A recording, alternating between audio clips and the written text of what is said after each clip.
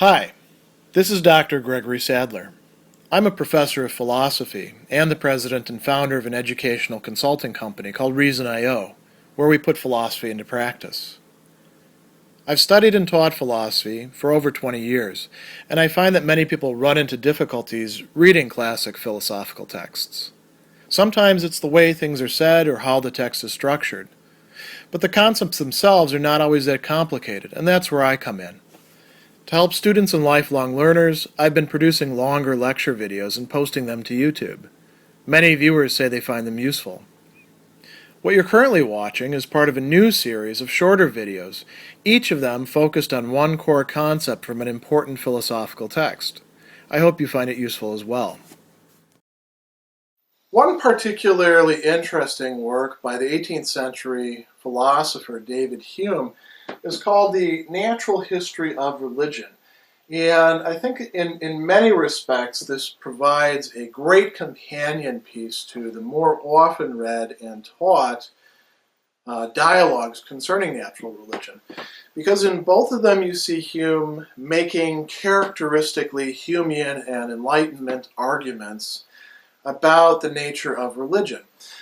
He does really the same sort of covering up his actual convictions in both of them, but not in such a way that the reader can't actually figure out what he's coming out with along the way. And in this one, he starts out, and I think it's very useful to, before we look at the stuff that's on the board, to look at the introduction and look at the very conclusion of the work.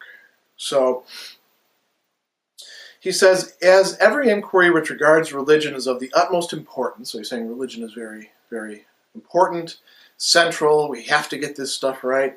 There are two questions in particular which challenge our attention, to wit, that concerning its foundation in reason, and that concerning its origin in human nature. And then he says, happily, the first question, which is the most important, admits of the most obvious, at least the clearest solution. The whole frame of nature bespeaks an intelligent author, and no rational inquirer can, after serious reflection, suspend his belief a moment with regard to the primary principles of genuine theism and religion. So when you read that, you would assume that Hume is actually endorsing natural religion. Natural religion means religion not coming from revelation, not from a scripture, but figured out by the rational human being applying his or her faculties to the world at large. You know, looking at, he has the example of looking at your hand and seeing the complexity of it and how it seems to be so well adapted for things, what many people these days call intelligent design. Is Hume really endorsing that sort of thing? He's trying to give the impression that he's endorsing it, but in reality he's not. And this shines through at many points. One of the typical Humean strategies in argument is actually to knock down everybody, to set up different positions against each other, set up a dilemma or a trilemma, and say, none of these positions are actually satisfactory, so we're going to have to be skeptical about all of them. In the very end of this work, where he's carrying out an inquiry, the conclusion is much more pessimistic than the beginning point. He says, the whole is a riddle, an enigma, and an inexplicable mystery.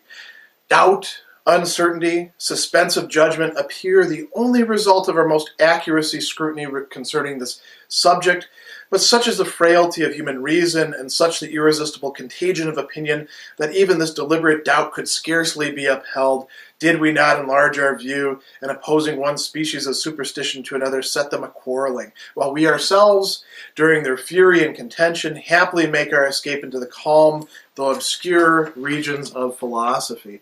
So what he's doing there is he's very explicitly endorsing a skeptic viewpoint, going so far as to invoke the classic skeptic suspension of judgment and the contraposition of arguments against each other, not in order to find out what the truth is, not in order to endorse one or the other, but to let them fight against each other so that you can make your escape.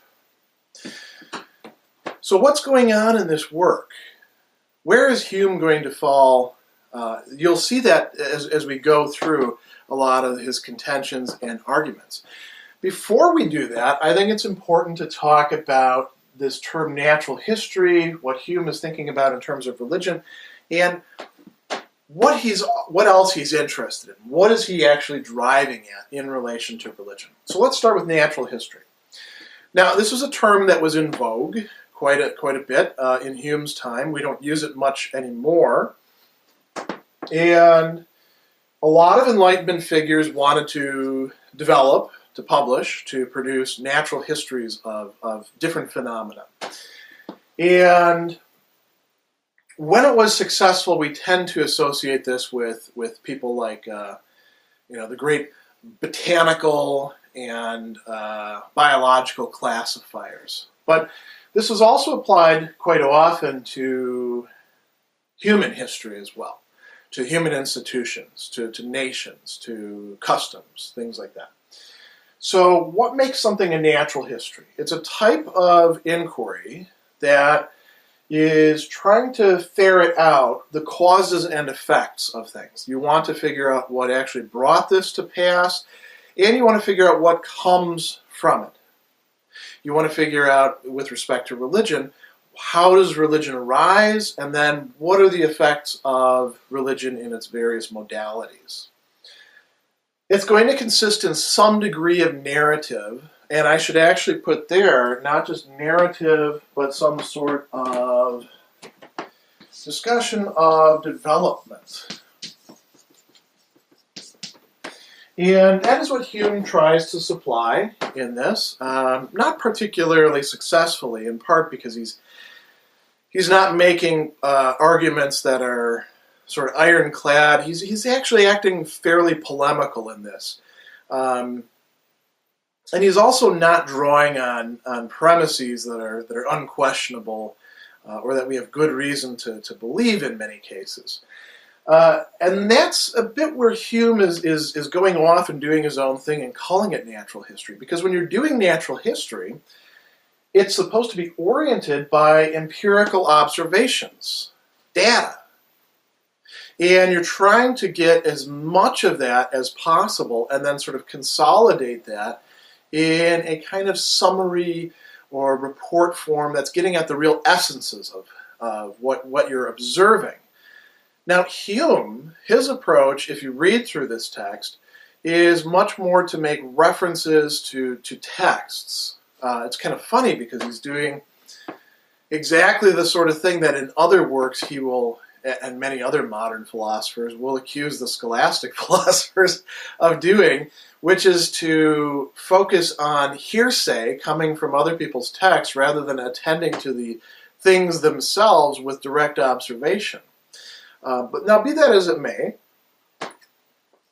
Hume is trying to draw upon, as some critics have pointed out, a sort of common stock of literary allusions that the educated person of his time would be presumed to be conversant with. Maybe not totally familiar with, but at least know where to go in those texts, probably have read those texts at least once. So, he's going to mention Cicero and Tacitus and Diodorus and all sorts of other people as well.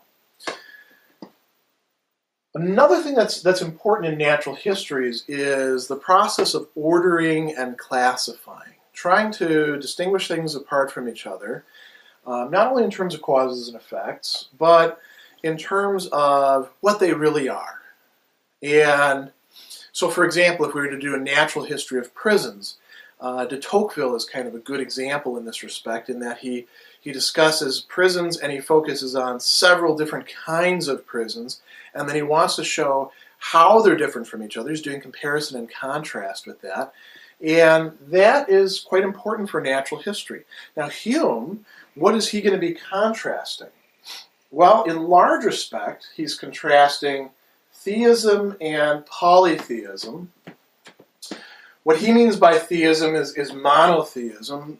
He's not using that term at the time. He's just talking in terms of theism as opposed to polytheism.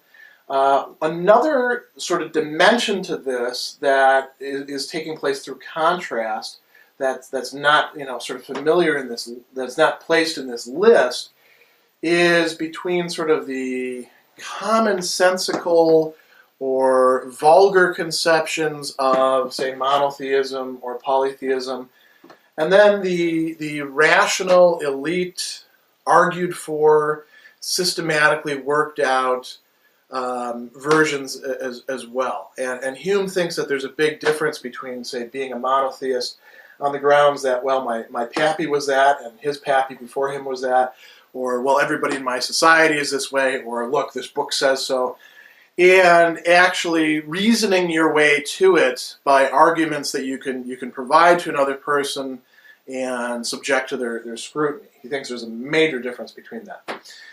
He does talk about atheism.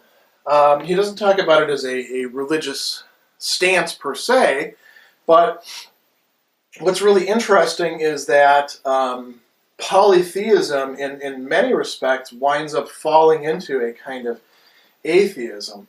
Hume would be against the sort of popular argument that gets made by atheist polemicists and apologists engaging in discussion with largely Christian theists who say, I just have one less God than you, who want to say that polytheists have a whole bunch of gods, monotheists just reduce it to one, so instead of Zeus, Hera, Athena, they just have Zeus, let's say, right? And then the atheists just take Zeus out of the picture. Hume sees these as distinctively different stands, and we'll see why in a minute. Interestingly, Hume gets brought in by a lot of atheists to support their side, but it's kind of a double-edged sword bringing in Hume, because there's a lot of contentions and assumptions that they make that Hume would not go along with and actually argues against. Now, what else is up for discussion here? Well, we mentioned reason in human nature. Hume is very interested in whether reason is playing a role in these religious things, or, I should actually put up here another element as well. If not reason, then what is it? Well, it's going to be what he calls the passions. We would call them emotions now, or feelings, or moods. We have a whole bunch of things a lot of words that we use for them. If we're not judging these things on the basis of reason, then we're probably judging them on the basis of passion, and habit would come into that. That's a big issue for Hume. Habit is sort of the grand ruler of human beings, plays a major role in human nature. Hume presumes that human nature is something that we can generalize about on the basis of empirical observation, and that human nature is basically more or less the same across time and space. That we can have what we call moral certainty about human nature. He actually has an entire work, which is very thick, early work called The Treatise on Human Nature, where he's trying to elaborate that. And I would suggest working your way through that if you want to know what Hume means. He's also interested in causes and effects on cultures with respect to religion, and he's interested in its effect on individuals, their development, how it is that they comport themselves, the kinds of things that they espouse, the kinds of actions that they engage in.